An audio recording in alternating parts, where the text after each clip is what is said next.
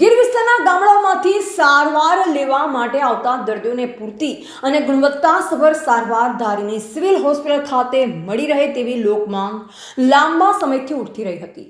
આ બાબતની નોંધ લઈ ધારાસભ્ય જેવી કાકડિયા દ્વારા જૂના ખખડધજ બિલ્ડિંગના સ્થાને આધુનિક અને અદ્યતન સુવિધાઓથી સજ્જ કરી નવી સિવિલ હોસ્પિટલનું નિર્માણ કરી તેનું લોકાર્પણ કરવામાં આવ્યું હતું।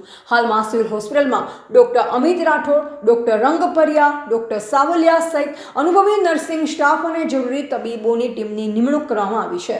હોસ્પિટલમાં અગાઉ કરતાં પણ વધુ અને આધુનિક સારવાર સુવિધા ઉમેરવામાં આવી છે, જે કારણે દર્દીઓને સ્થાનિક સ્તરે જ સારી સારવાર મળી રહી। ખાસ કરી ગરીબ અને મધ્યમ વર્ગની બહેનો માટે રાહતરૂપ સમાચાર એ છે કે લગભગ 12 વર્ષ પછી સીઝર પ્રસૂતિની સુવિધા ફરી શરૂ કરવામાં આવી છે। અગાઉ ગર્ભવતી મહિલાઓને સીઝર માટે અમરેલી અથવા અન્ય શહેરોમાં રિફર કરવામાં આવતા, જે કારણે તેમને આર્થિક અને માનસિક મુશ્કેલીનો સામનો કરવો પડતો હતો। હવે ધારાસભ્ય જેવી કાકડિયાએ જિલ્લા ભાજપ પ્રમુખ અતુલભાઈ કાનાણી અને આરોગ્ય વિભાગના સંયુક્ત પ્રયત્નોથી ધારી સિવિલ હોસ્પિટલમાં સીઝર દ્વારા સુરક્ષિત પ્રસૂતિ શક્ય બની છે। હજુ પણ સ્થાનિક લોકોની અપેક્ષા છે કે હોસ્પિટલમાં ડાયાલિસિસ સારવાર, બ્લડ સ્ટોરેજ સુવિધા અને ઓર્થોપેડિક વિભાગ જેવી જરૂરી સેવા પણ ટૂંક જ સમયમાં શરૂ કરવામાં આવે।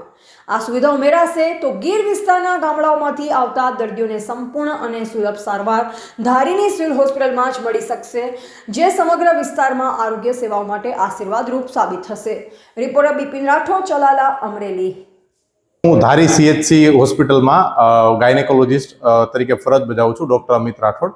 આપણે અહીં છેલ્લા કેટલાય સમયથી દર્દીને સિઝેરિયન ડિલિવરી થતી નહોતી, તો આવી પરિસ્થિતિમાં જે દર્દીની સિઝેરિયનની જરૂર પડે એને આપણે અમરેલી સિવિલમાં રિફર કરતા હતા અને આના માટે આપણે આરડીડીમાં વાત થઈ હતી, પરંતુ છેલ્લા કેટલાય મહિનાઓના પ્રયત્ન પછી જેવી સાહેબ, અતુલભાઈ કાનાણી એ બધાને વાત કર્યા પછી તથા આરડીડીમાં વાળા સાહેબ અને પ્રજાપતિ મેડમ બધા સાથે વાત કર્યા પછી એમણે જે જરૂરી સાધનો હતા પૂરા પાડ્યા અને એ પછી આપણે ત્યાં ધારીમાં સિઝેરિયન ડિલિવરી ચાલુ થઈ ગઈ છે અને આપણે છેલ્લા અઠવાડિયામાં 2 દર્દીના સિઝેરિયન થયા।